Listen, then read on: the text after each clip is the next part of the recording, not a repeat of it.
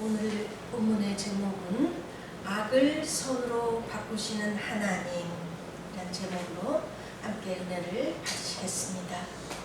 아브라함의 손자 야곱은 4명의 아내에게서 아들 12과 딸 하나를 두었지요. 야곱이 4명이나 되는 아내를 거느리게 된 것은 전혀 야곱의 뜻이 아니었습니다. 야곱은 그 여러 아들들 중에서 특히 11번째 되는 요셉을 무척이나 사랑하고 편애를 하였는데요.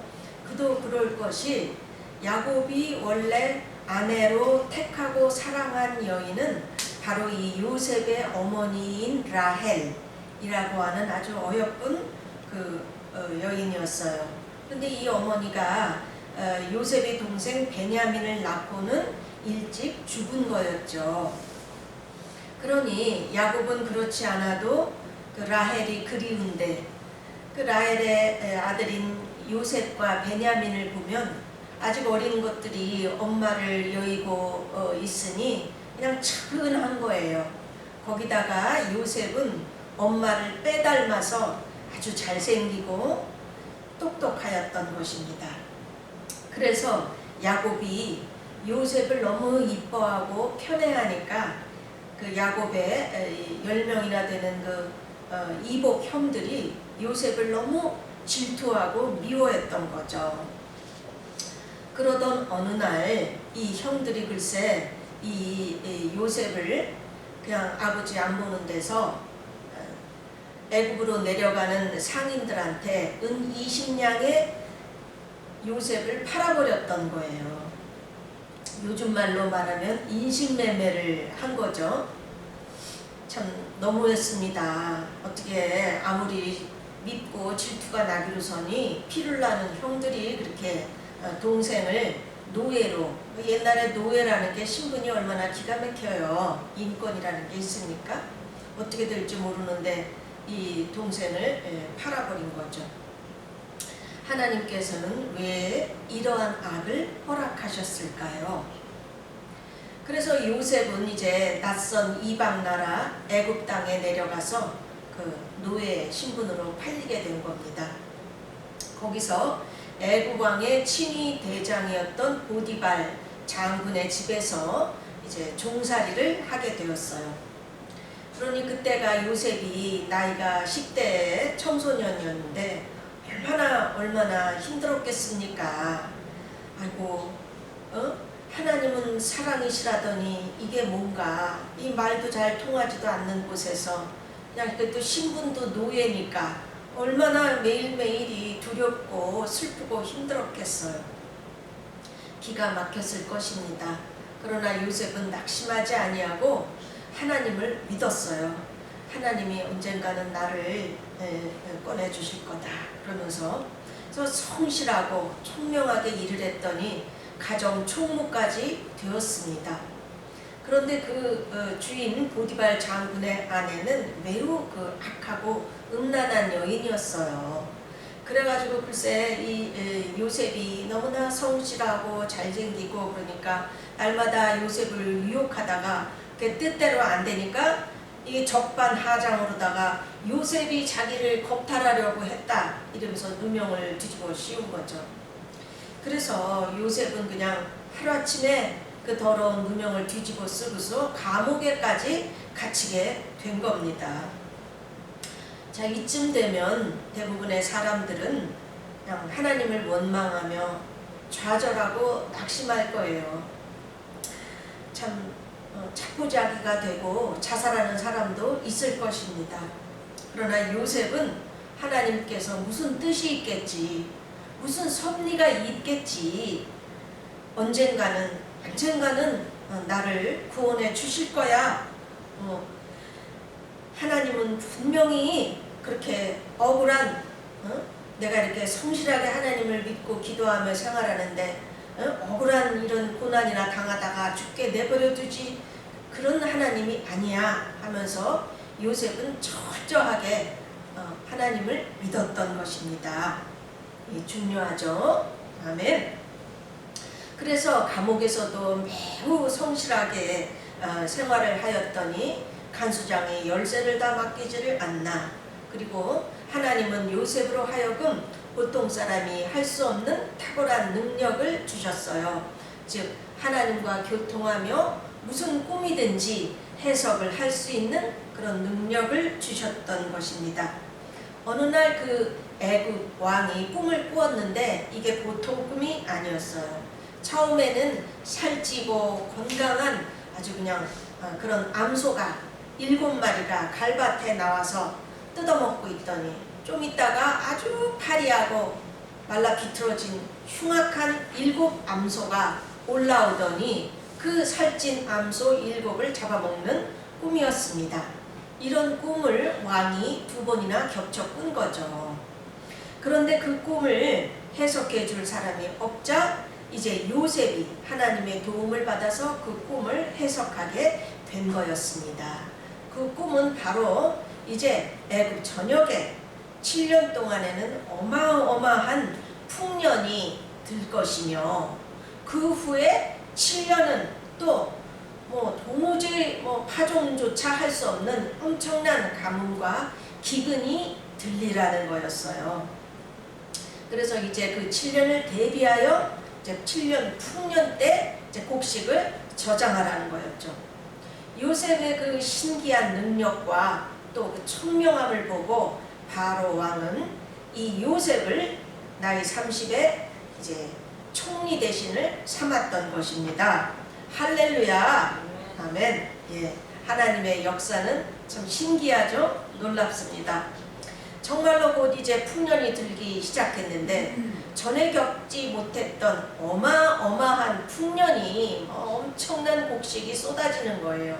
그래서 그 곡식을 저장하려고 세다가 세기를 멈췄대요. 너무 많으니까 셀 수가 없어. 예. 그러고 났더니 정말 그 후에 이제 7년 동안에 정말로 아주 그냥 가뭄이 들고 기근이 드는데 도대체 파종조차 할 수 없는 아주 흉악한 그런 기근이 들기 시작했습니다.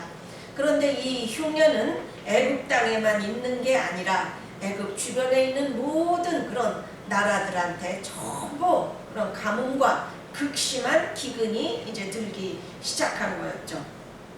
그 옛날에는 그냥 딴 게 있었나요? 하늘만 쳐다보고 농사 지니까 비 안 오면 그저 농사 못 짓는 거고, 그러다 보면은 굶어 죽는 사람들까지 생기는 게 그 옛날이었죠.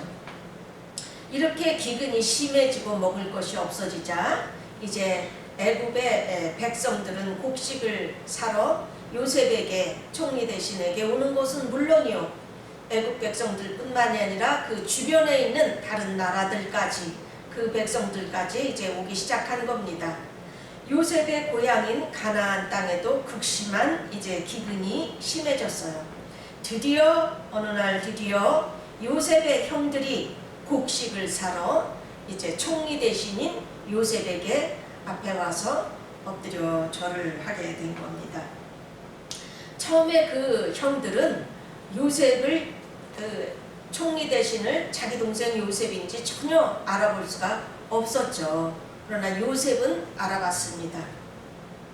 그래서 결국 요셉은 내가 요셉이다 이렇게 밝히면서 이제 아버지와 그 모든 가족들을 이 애굽 땅에 내려와서 그 기근에 굶지 말고 여기 와서 같이 사시자, 편히 모시겠다 해서 그 가족들이 다 내려오게 된 겁니다. 그래서 창세기 45장 1절입니다.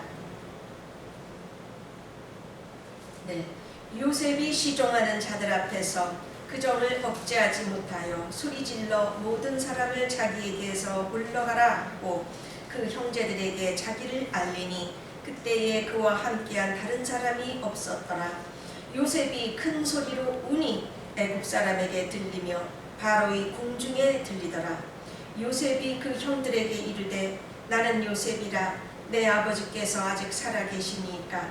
형들이 그 앞에서 놀라 대답하지 못하더라. 요셉이 형들에게 이르되 내게로 가까이 오소서. 그들이 가까이 가니 이르되 나는 당신들의 아우 요셉이니 당신들이 애굽에 판 자라. 당신들이 나를 이곳에 팔았다고 해서 근심하지 마소서. 한탄하지 마소서. 하나님이 생명을 구원하시려고 나를 당신들보다 먼저 보내셨나이다. 이 땅에 2년 동안 흉년이 들었으나 아직 5년은 밭갈이도 못하고 추수도 못할지라. 하나님이 큰 구원으로 당신들의 생명을 보존하고 당신들의 후손을 세상에 두시려고 나를 당신들보다 먼저 보내셨나니 그런즉 나를 이리로 보내니는 당신들이 아니요 하나님이시라. 하나님이 나를 바로에게 아버지로 삼으시고 그 온 집의 주로 삼으시며 애굽 온 땅의 통치자로 삼으셨나이다. 당신들은 속히 아버지께로 올라가서 아뢰기를 아버지의 아들 요셉의 말에 하나님이 나를 애굽 전국의 주로 세우셨으니 지체 말고 내게로 내려오사 아버지의 아들들과 아버지의 손자들과 아버지의 양과 소와 모든 소유가 고센 땅에 머물러 나와 가깝게 하소서. 흉년이 아직 5해가 있으니 내가 거기서 아버지를 복량하리이다. 아버지와 아버지의 가족과 아버지께 속한 모든 사람에게 부족함이 없도록 하겠나이다 하더라고 전하소서. 아멘. 정말 악을 선으로 갚지요. 정말 훌륭한 요셉입니다.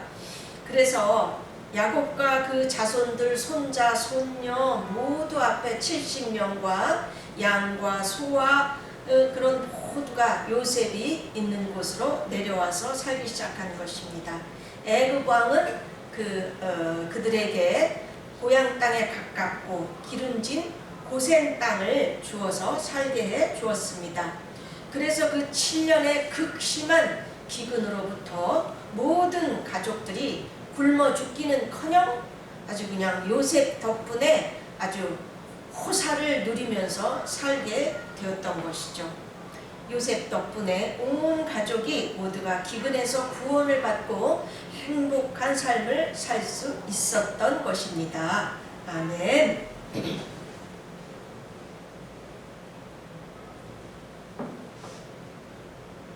그런데 아버지 야곱이 죽자 이 형들은 이 두려움이 생겼어요. 그때 말이야 그 어린 동생 요셉이 울며 자기를 팔지 말아달라고 매달리는데도 그렇게 뿌리치고 20냥에 팔아버렸는데 그 죄를 이제 요셉이 기억하고 이제 아버지 안 계시니까 그 악을 자기들에게 갚으면 어떻게 하나 두려워서 요셉의 앞에 와서 엎드려 절하며 우리는 당신의 종들이니이다. 그리고 엎어지는 거죠. 그때 요셉이 뭐라고 합니까? 창세기 50장 19절로 21절입니다. 요셉이 그들에게 이르되 두려워하지 마소서. 내가 하나님을 대신하리이까. 당신들은 나를 해하려 하였으나 하나님은 그것을 선으로 바꾸사 오늘과 같이 많은 백성의 생명을 구원하게 하시려 하셨나니 당신들은 두려워 마소서. 내가 당신들과 당신들의 자녀를 기르리이다 하고 그들을 간곡한 말로 위로하였더라. 아멘. 네, 정말 놀랍죠? 네, 정말 하나님을 닮았습니다. 어려서는 아버지께 사랑만 받던 그 철없던 요셉이 그 이해할 수 없는 모진 고난과 환난을 통과하면서 그 믿음이 굳건해지고 그 인격이 성숙해지면서 하나님을 닮은 사람으로 변화가 되었던 것입니다. 원수를 갚기는커녕 오히려 그 악을 행한 형들을 간곡한 말로 위로를 하였다는 거죠. 실제로 그 형들의 그 자녀들, 손주들까지 정말 요셉이 아주 정말 훌륭하게 키우는 것을 볼 수 있습니다. 정말 악을 선으로 갚았습니다. 할렐루야. 네, 이것이 그런 환난을 허락하신 첫 번째 이유인 거죠. 두 번째 이유는 가뭄이 너무 심해서 이제 가족들뿐만 아니라 애굽 주변의 모든 사람이 극심한 기근에서 죽을 수밖에 없을 때 그 가족과 온 사람들의 생명을 구원코자 하신 것입니다. 세 번째 이유는요, 이게 숨겨진 이유인데요.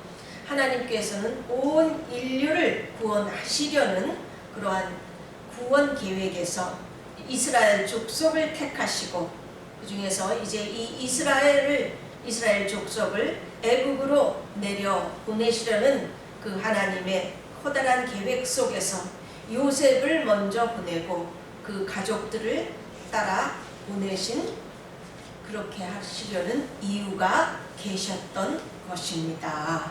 아멘.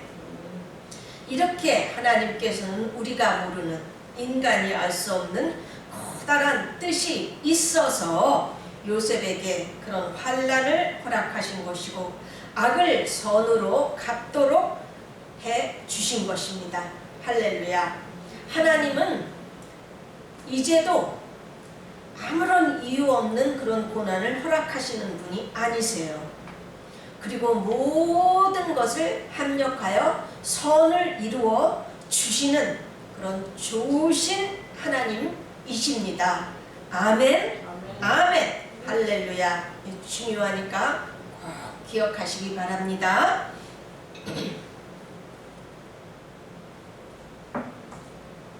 이번에는 저의 이야기입니다. 저는 결혼할 때요, 저의 친정이 거의 불신 가정이었기 때문에 이제 시집만큼은 시댁이 예수 잘 믿는 그런 가정으로 시집가게 해달라고 간절히 기도를 했었어요. 그랬더니 웬걸요, 결혼해보니까 시댁은 교회는 다니지만 믿음이 너무나 연약한 상태였어요. 남편이 신학교 가는 것을 반대했으면 물론이고 온 가족들이 11조를 전혀 하지 못하는 그런 상태더라고요. 시아버님의 사업이 계속해서 그렇게 안 되는데도 보통 이렇게 안 될 때는 성도님들이 보따리 싸서 기도원에 가서 참 하나님을 만나려고 그러기도 하는데 우리 시댁은 전혀 그렇지를 못했습니다. 그러한 영적 상태이다 보니까 저희 부부는 이제 그런 시댁으로부터 어려움을 많이 겪을 수밖에 없었습니다. 그러던 중 어느 날 담배를 끊지 못하시던 시아버님께서 폐암 말기인 것이 발견되어 병원에 입원하게 되었고 곧 중환자실로 들어가셨습니다.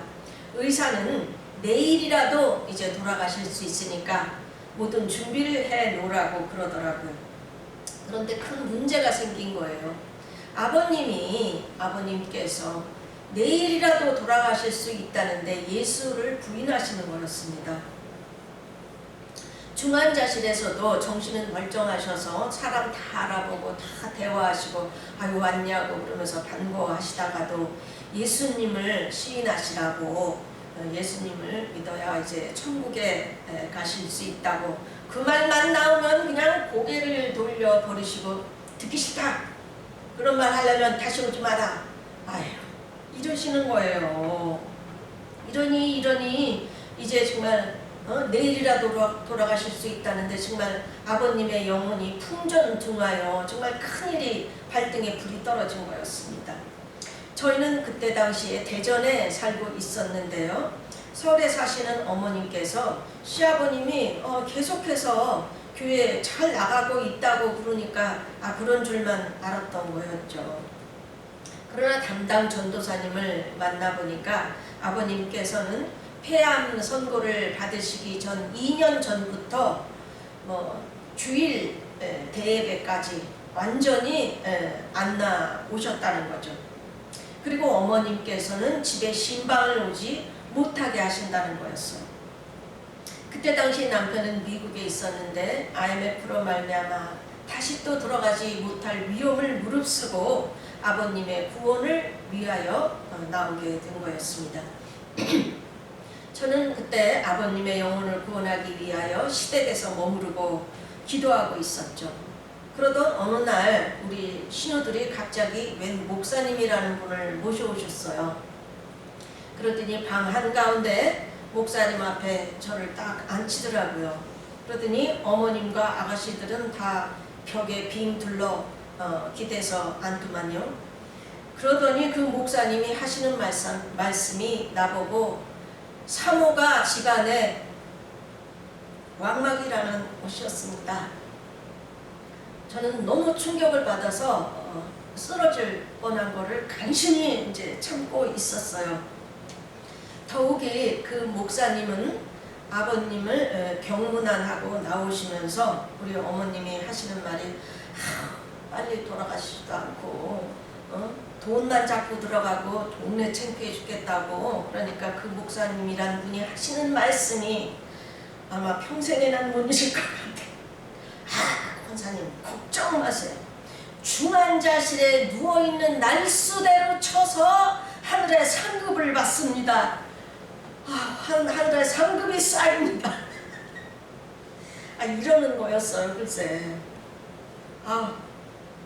저는 이 예수를 부인하는 사람이 무슨 구원을 받으며 무슨 중환자실에 누워있는 날수대로 쳐서 하늘의 상급이 쌓여요.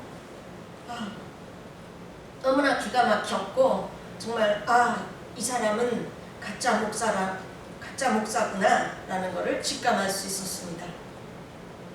너무나 기가 막혀서 그 목사님을 따로 만나서 지금 아버님이 목숨의 경각에 달렸는데 예수를 부인하고 계시는데 무슨 중환자실에 있는 날수대로 하늘의 상급이 쌓이냐고, 그게 뭔 소리냐고 그랬더니 그 목사님이 얼굴이 빨개지면서 당황해갖고 부끄러운 구원이나마 받게 기도나 하세요 이러면서 도망치듯이 그냥 확 나가버리시더라고요. 나중에 알고 보니까 그 사람은 제대로 된 신학교를 나온 것도 아니고 목회를 하는 것도 아니고 산속에서 벌침을 놓는다는 목사랍시고 하면서 그러고 계시는 분이었는데 우리 아가씨들이 그런 목사님을 헌금을 드리면서 모셔와서 말하라고 하니까 나는 집안의 왕막이고 아버님은 구원받았으면 물론이고 중환자실에 있는 대로 날수대로 쳐서 하늘의 상급을 받고 어머니는 이제 기도 많이 하시는 어머님으로 말미암아 이 집안은 앞으로 아주 그냥 복이 쏟아질 거라는 말씀을 하셨던 것입니다.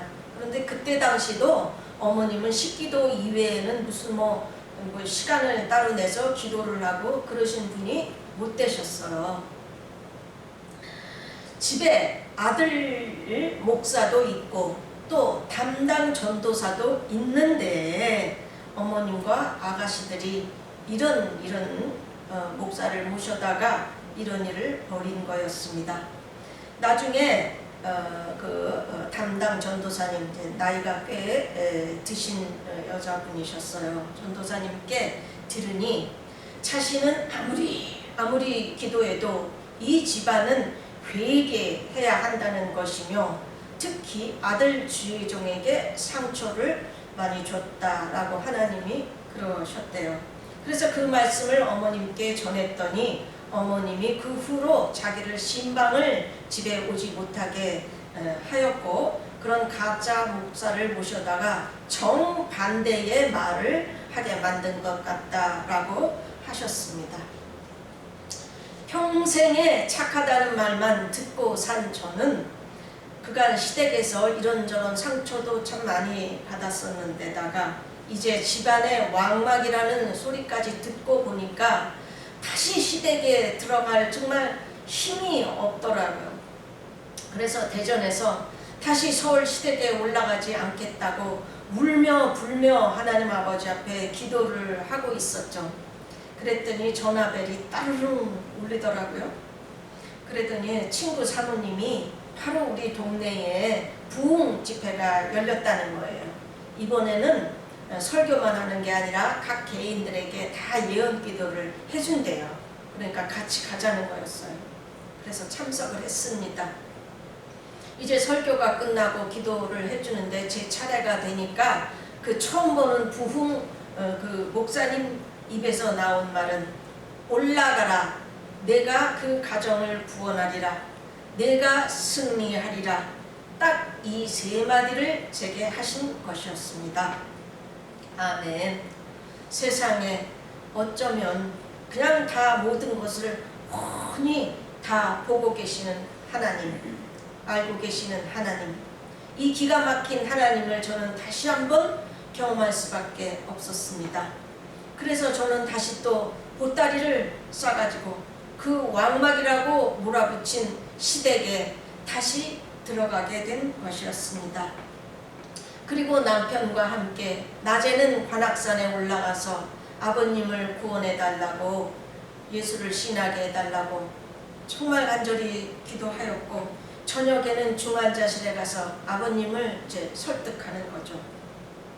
그때 이미 남편은 교단에서 이제 문제가 터져서 저는 감당할 그 길이 없더라고요. 그것만 해도 엄청난 충격인데다가 시댁에서 그런 아픔이 겹치니까 원래 이 약한 몸이 먹은 게 소화를 못 시켜서 그때 당시에 죽밖에 소화를 못 시키고 있었어요.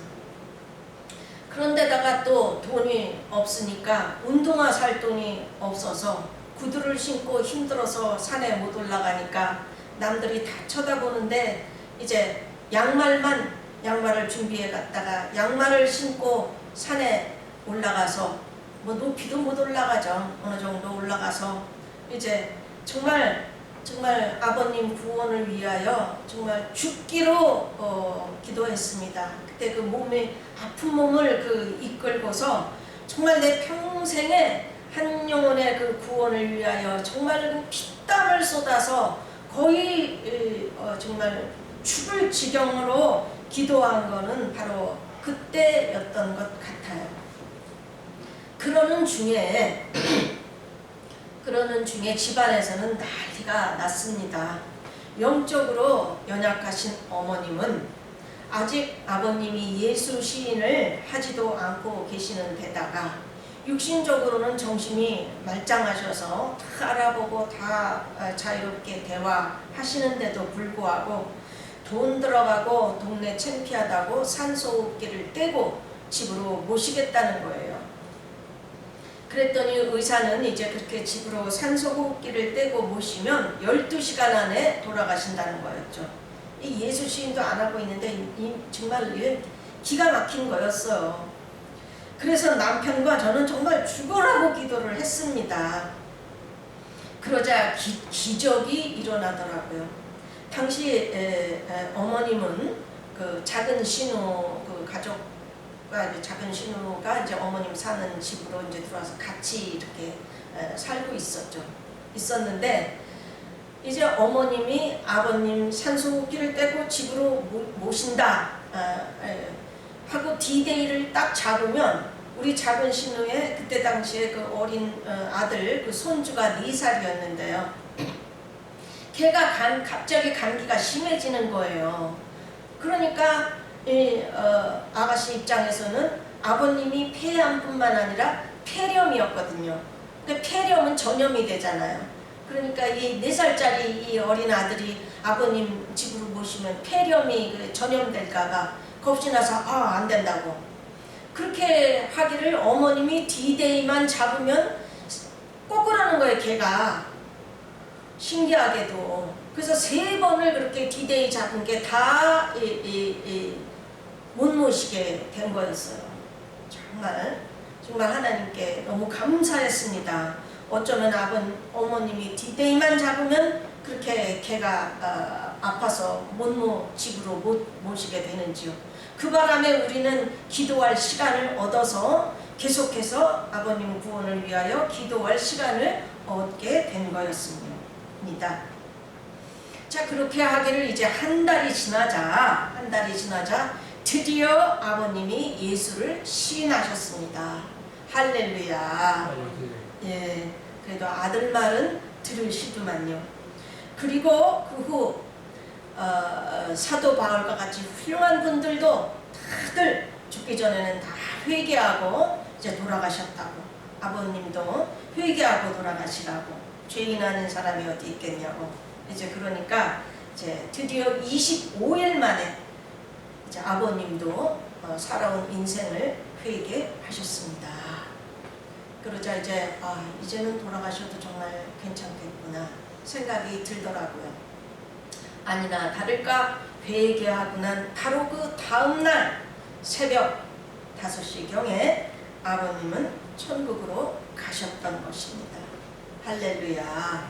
네, 기막혔습니다. 진짜 모든 것이 하나님의 역사였고 은혜였습니다. 아멘. 할렐루야. 아버님의 장례식을 마친 후에 하나님께서는 제게 아버님이 천국에 계신 것을 꿈으로 보여주셨던 것입니다.